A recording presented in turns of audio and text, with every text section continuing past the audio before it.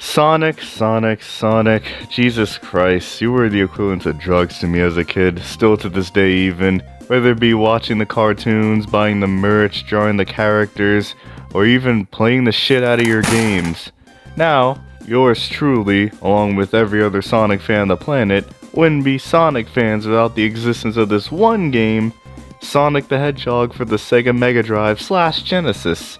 Sonic 1 is the game that put Sega on the map, selling over 15 million copies worldwide, but why though? Is this game any good? Does it fuck? Let's find out.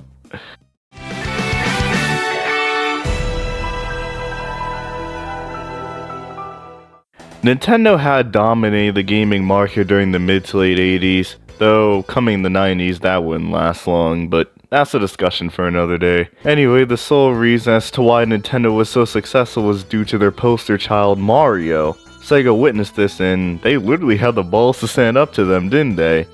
So you might be asking, is this where Sonic finally comes in? Nope! It was Alex Kidd. Fuck you talking about, Nick. Alex Kidd in the Miracle World, directed by Kotaro Hayashida, did pretty well, but not as well as Sega hoped, and especially not as well as that Italian so-called plumber. So, it was time for a new mascot. Naoto Oshima alongside Hirokazu Yasuhara were recruited by Sega to develop a mascot that went through a range of ideas such as an armadillo, a rabbit, and a mustache man. Each of these ideas would later transition into Mighty the Armadillo, a skin for Sonic Superstars, and Dr. Robotnik / Eggman respectively. However, they said, "Fuck that! We're going with a hedgehog, goddammit." So Oshima and Yasuhara pitched the hedgehog idea to the higher-ups at Sega, so they decided to roll with it. Was that bad? Yeah, it was. Moving on.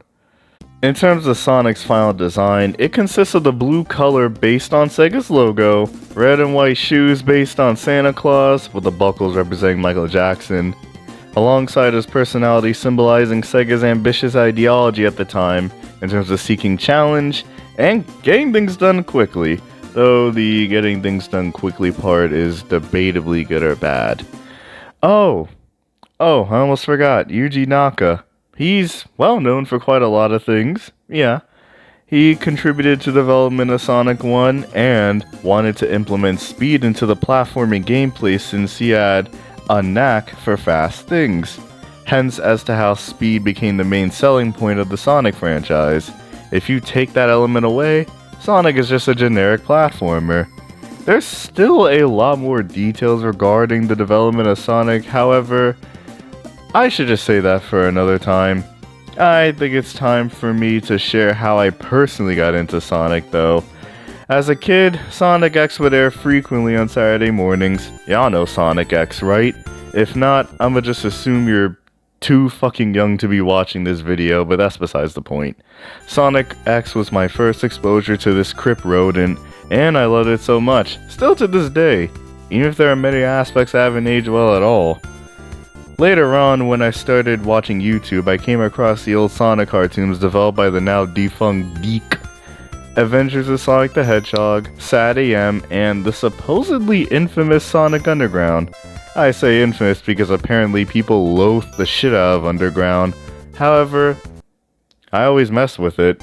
The three hedgehogs were enjoyable to watch, the animation is the best out of the three cartoons, albeit questionable at times. Also, this clip will never not be funny.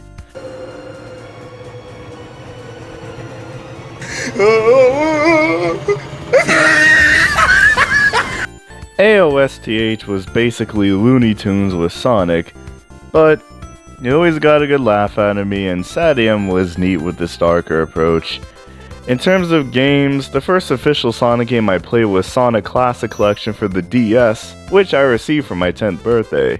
There's also my childhood copy too, by the way, and it still works. And why the hell is Sonic 3 Knuckles called Knuckles in Sonic 3?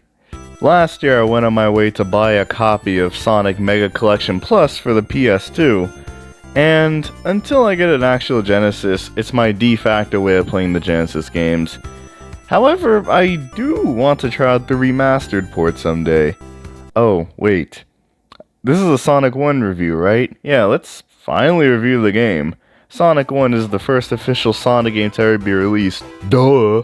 And it consists of you guiding Sonic through 6 zones and stopping the nefarious Dr. Robotnik from roboticizing all the little critters in the badniks.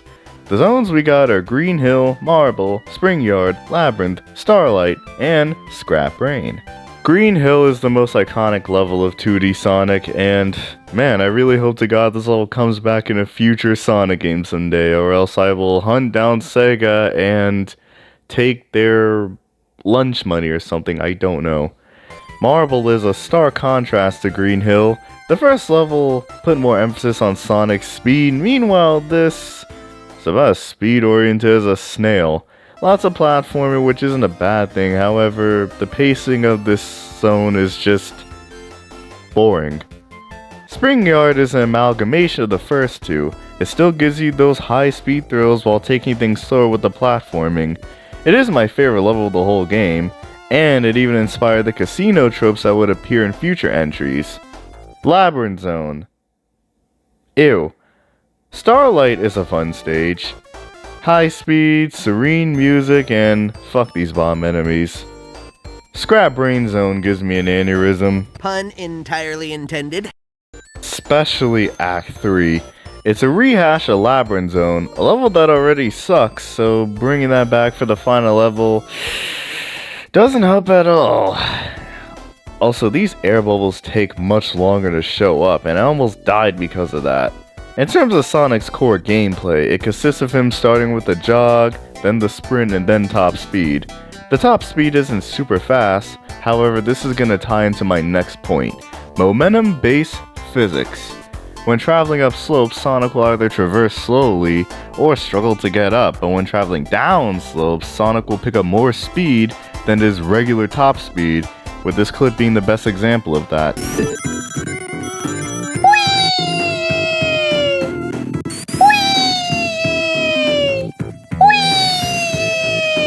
I think Sonic 1 controls fine, however the later games improved the gameplay tenfold, especially Sonic 2 with the spin dash, which alone makes it superior to the first game by default. A mechanic Sonic introduces are rings. If Sonic gets hit with rings, all the rings will scatter, and if he gets hit with no rings, he dies.